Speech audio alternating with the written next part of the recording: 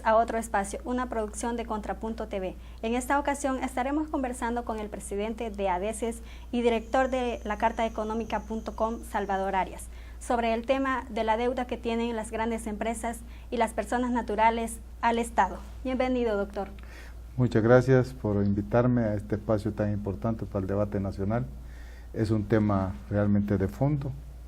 El Ministerio de Hacienda ha anunciado por primera vez en la historia de este país quiénes son los evasores de la deuda. Usted dice. ¿Cuál sería su opinión sobre este tema? Mi opinión es la siguiente. Primero, lo que el Ministerio ha sacado realmente es la punta del iceberg. No sé si ustedes se recuerdan, yo publiqué este libro que se llama Manual de la Corrupción de Arena, que por cierto hice un manejo de una frase muy importante de Roque Dalton y le puse los reyes de la corrupción de las páginas del diario de hoy y la prensa gráfica, porque realmente en el marco de los 4 gobiernos de Arena, del neoliberalismo, se creó toda una estructura legal e institucional para institucionalizar, valga la redundancia, el robo fiscal a través de la evasión y la ilusión fiscal con mecanismos legales y mecanismos corruptos. Entonces nosotros tenemos un país donde las leyes y la institucionalidad fiscal y todo el aparato judicial del país está diseñado para que se pueda dar este proceso sistemático de lo que es la ilusión y la evasión fiscal. En este libro que acabo de mostrarles, yo hice una sistematización de lo que es la evasión y la ilusión fiscal durante los 4 gobiernos de Arena y llegamos a establecer que totalizaba 24.597 millones de dólares. O sea que el tema del robo fiscal ha sido una de las fuentes de enriquecimiento de las grandes empresas nacionales y transnacionales de este país. ¿Y se sigue dando ahora con este nuevo listado? ¿Cuánto adeudan las empresas al Estado? Y entonces aquí lo que ha hecho el Ministerio de Hacienda, como digo yo, es presentar la punta del iceberg. Aquí hablan de 372 millones de dólares, ¿verdad?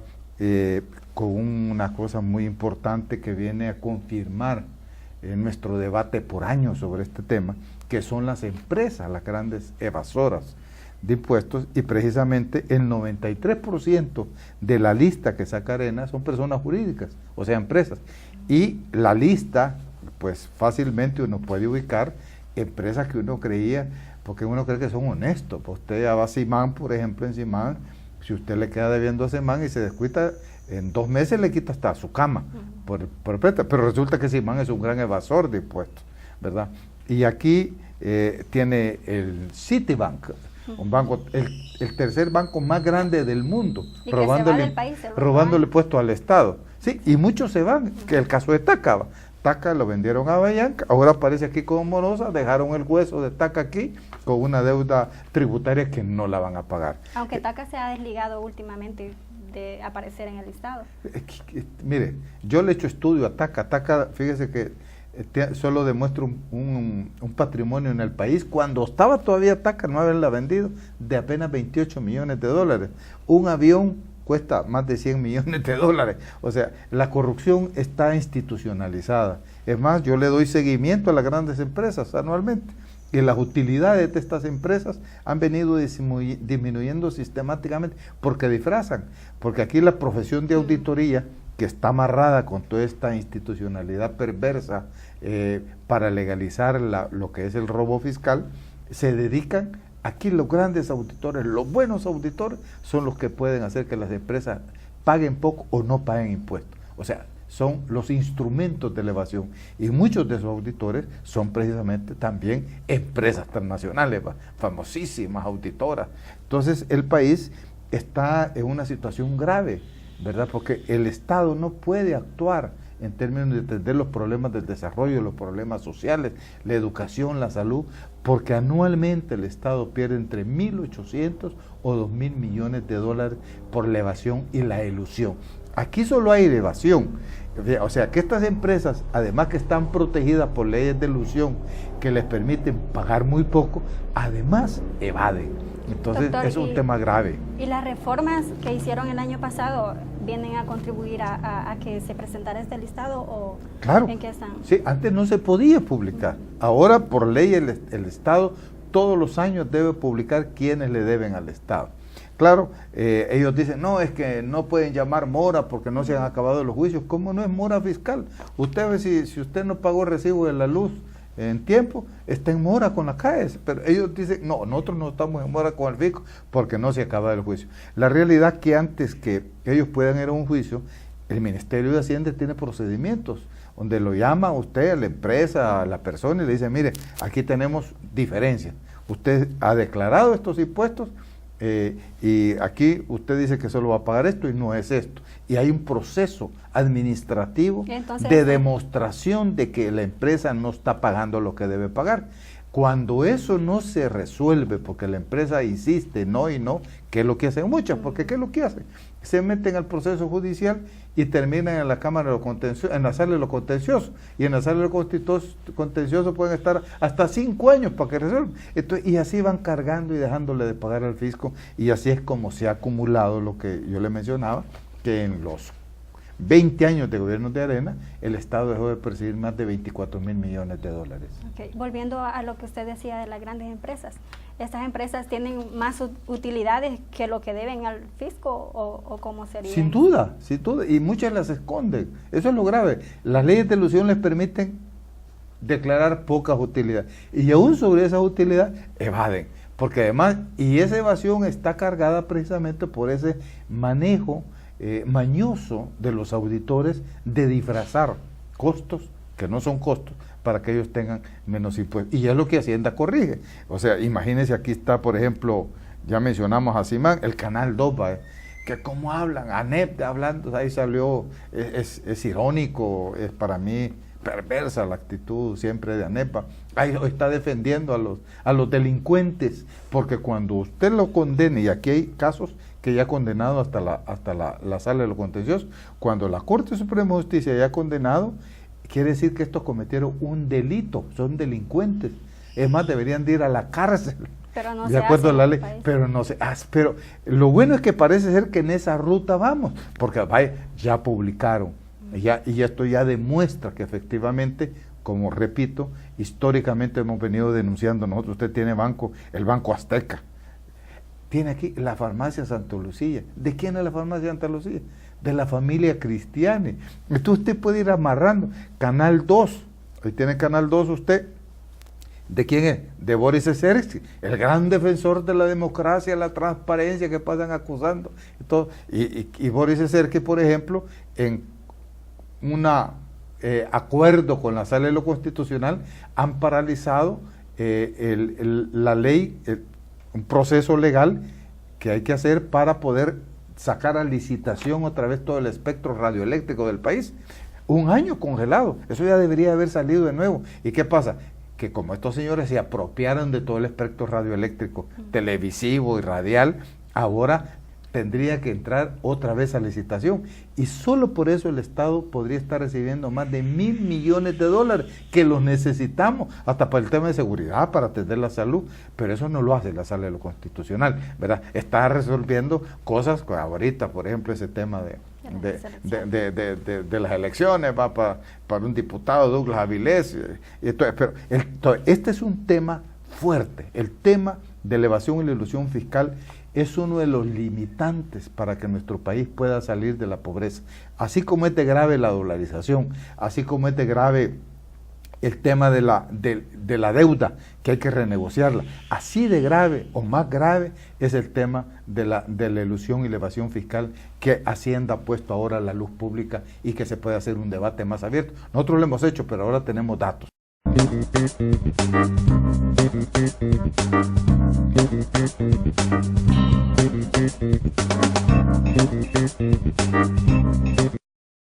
Regresamos a otro espacio, una producción de Contrapunto TV. Estamos conversando con Salvador Arias. Doctor, ¿qué pasaría si estas empresas o las personas naturales no pagan estos impuestos?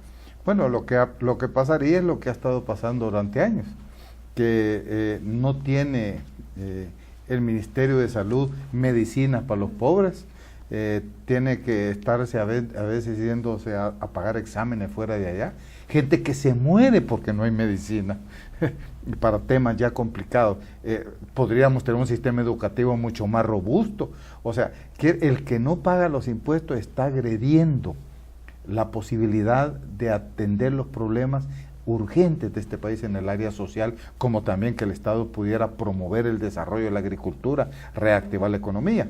Fíjese que en el año 2010 el Ministerio de Hacienda hizo una publicación donde estableció que la evasión y la elusión llegaba a 1.045 millones de dólares en un año. O sea, por eso le digo que la cifra que están dando ahora es como la punta del iceberg. Y nosotros establecimos que en los 20 años de Arena, estos se han quedado con más de 24.000 millones de dólares. Entonces, la cosa es grave. Es como una camisa fuerza que tiene el Estado para poder actuar. Entonces, ¿y qué debería hacer el Estado en ese sentido? El Estado debería de hacer, primero yo creo que hay que darle más fuerza ejecutiva y punitiva al Ministerio de Hacienda, de forma tal que cuando el Ministerio de Hacienda haya tratado de resolver en un acuerdo con el que está evadiendo el impuesto y no le hace caso, que después se va a una cámara en el Ministerio de Hacienda, que después de esa cámara fuera más expedito el proceso. Pero como le decía, al final se van a la sala de lo contencioso y pueden pasar 5 años para poder, y después que pasan los 5 años se niegan o ya quebraron la empresa, entonces el fisco no recupera. Por eso es que hay que hacer eso. Por otra parte, el Ministerio de Hacienda debería de establecer un contingente profesional muy capacitado, muy especializado para auditar a las grandes empresas de este país. Por ejemplo, ahorita no lo tiene.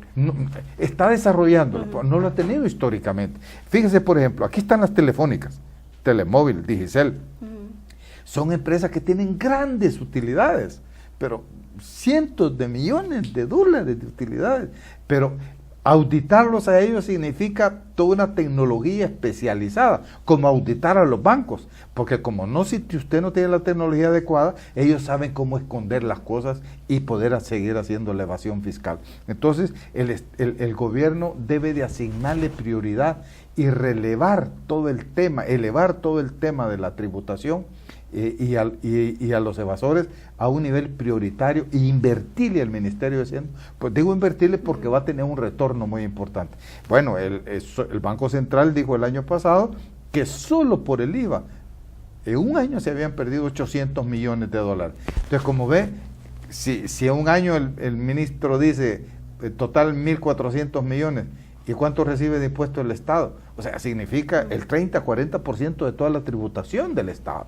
Entonces, realmente, este es un asalto demasiado fuerte que debería castigarse de manera más fuerte. En los países desarrollados, a usted rapidito lo meten preso y se roba los impuestos del Estado, pero rápido, y lo congelan en todo el proceso de sus relaciones comerciales y económicas. Y aquí no, la ley es muy débil todavía. Entonces deberían de crearse más leyes o reformas. Reformar las leyes, y no solo reformar las leyes en términos de la evasión y la elusión, porque fíjese que esto es grave, porque por ejemplo, el IVA, el año pasado 800 millones de IVA que se quedaron. ¿Y quién paga el IVA?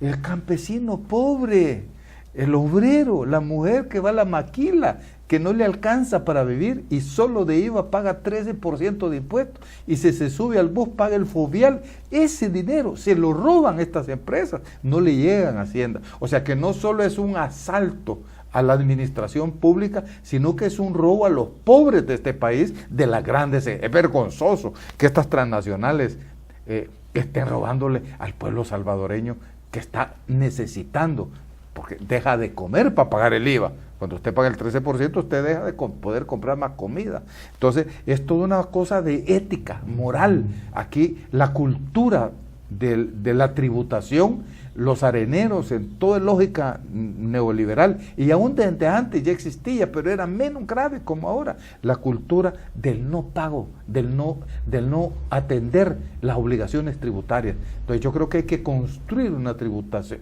una cultura de fiscalidad, de pago, de tributo al Estado, porque nosotros recibimos servicios del Estado. Bueno, la educación. ¿A dónde van a parar las personas que se educan en el Ministerio de Educación, en los institutos y en la universidad? A las empresas. Eso es un subsidio del Estado y aún así no pagan impuestos. Entonces creo que es un punto grave que tiene, como le digo, no solo problemas legales, tiene problemas éticos, morales. Por eso es vergonzoso, yo le digo a este señor de ANEP, a la ANEP en su conjunto, ¿va? ¿Cómo puede estar defendiendo? Es como Alibaba y los 40 ladrones. Es un tema realmente grave para nuestro país que debe de relevarse, repito, a una política fuerte del gobierno para atender este tema. Bueno, doctor, el tiempo se nos ha agotado. Interesante el tema, ¿verdad? Pero tenemos que finalizar. Muchas gracias y saludes a toda su audiencia, y creo que es un tema que hay que seguirle dando trabajo. Así abierto la posibilidad y hay que seguir. Yo los invito a que lean la cartaeconómica.com, ahí hay artículos de fondo sobre este tema, sobre el tema de la evasión, la ilusión, el tema de la deuda. Los invito. Agradecemos a nuestra audiencia. Estuvo con ustedes Rosaura Pérez y esta es una producción de Contrapunto TV.